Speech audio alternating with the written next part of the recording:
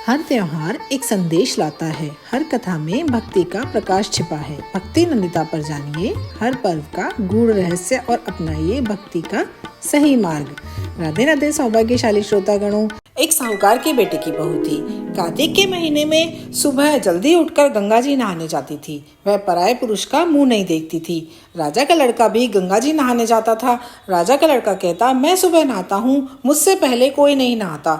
जब 5 दिन कार्तिक के बीत गए, उस दिन साहूकार के बेटे की बहू नहाकर जा रही थी और राजा का बेटा आ रहा था। शोर सुनकर जल्दी से वह जाने लगी। इससे वह अपनी मोती की माला वहीं पर भूल गई। तब राजा के बेटे ने वह मोती की माला देखी तो कहा कि यह माला इतनी सुंदर है तो पहनने वाली कितनी सुंदर होगी। बाद में सारी नगरी में ढिंढोरा पिटवा दिया कि जिसकी भी यह माला है वह 5 रात मेरे पास आएगी, तब ये माला दे दूंगा। और खुद वहां तोते का पिंजरा टांग कर बैठ गया। सुबह साहूकार की बहू आई तो पहली सीढ़ी पर पांव रखते ही बोली, अगर मेरे में सत है तो हे गंगा मैया, हे यमुना मैया, इसको नींद आ जाए। और उसे नींद आ गई। वह नहाकर चली गई। राजा का बेटा उठकर बैठा और तोते से पूछा कि क्या वो आई थी। तब तोते ने कहा, हाँ आई थी।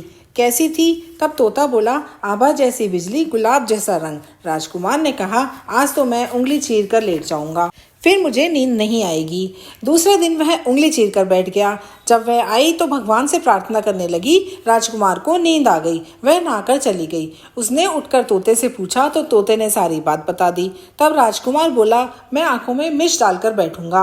वह आंखों में मिर्च डालकर बैठ गया और वह आई और नहा धोकर चली गई।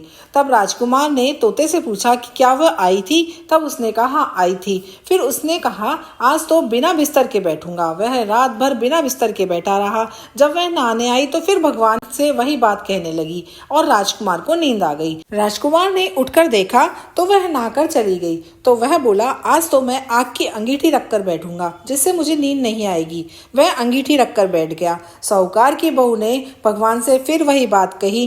4 रात तो निकाल दी, आज की रात और निकाल दो। तब भगवान ने उसका सत रखा और उसे नींद आ गई। जब वह नहाकर जाने लगी तो तोते से बोली कि सुए सुए तू है मेरा देवर, गड़ा दूं तुझे नेवर। पापी दृष्टि से कह देना 5 रात पूरी हो गई है, इसलिए मेरी मोतियों की माला मेरे घर भेज देना। फिर राजकुमार ने तोते से पूछा कि क्या वह आई थी। तब तोते ने कहा, वह आई थी और उसने अपनी मोती की माला मंगवाई है। तब राजकुमार ने सोचा कि वह तो सच्ची थी। भगवान ने उसका सत रख लिया। थोड़े दिन बाद राजकुमार के शरीर में कोढ़ निकल आया। वह तड़पने लगा। तब राजा ने ब्राह्मण को बुलाकर पूछा कि मेरे बेटे का शरीर क्यों जल रहा है। तब ब्राह्मण ने कहा, यह पतिव्रता स्त्री पर बुरी नजर रखता है, इसलिए इसे यह रोग लगा है। तब राजा ने पूछा, इसका निवारण कैसे होगा। ब्राह्मण ने कहा, उस साहूकार की बहू को धर्म की बहन बना ले और उसके नहाए हुए जल से नहाए तो इसका कोढ़ ठीक हो जाएगा। राजा उसकी माला लेकर घर गया और साहूकार से कहा कि यह माला आपकी बहू की है, उसके नहाए हुए जल से मेरे बेटे को नहला दो। साहूकार ने कहा, वह तो किसी पराये पुरुष का मुंह नहीं देखती। इस नाली के नीचे राजकुमार को बिठा देना, जब वह नहाएगी तो ऊपर से पानी आ जाएगा। बाद में राजकुमार बैठ गया और नहाया तो उसकी चंदन जैसी काया हो गई। हे पचभीखू देवता, जैसे साहूकार की बहू का सत रखा वैसे सबका रखना। अधूरी को पूरी करना, पूरी को परिवार देना। इसके बाद हर कथा के बाद कही जाने वाली गणपति जी की कहानी। चंदन की चौकी, गजमोतियों का हार, राम ने खुदाई बावड़ी और लक्ष्मण ने निकाली गार।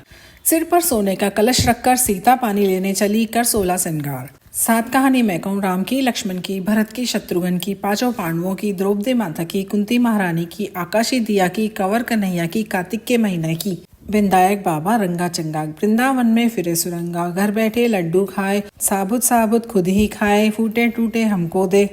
भाई की बहन, धनी की दिरानी, बेटा की माँ, भाव भगत से कथा कहानी सुने। अधूरी हो तो पूरी करना, पूरी को परिवार देना। तुलसा माता लड़वा देना, गड़वा देना। श्री कृष्ण का कांदा देना, चटके की चाल देना, पटके की मौत देना। साईं का राज देना, दाल भात का पुरसन देना, 11 की मौत देना। श्री कृष्ण भगवान का कंधा देना। उठो उठो देव विनायक उठो।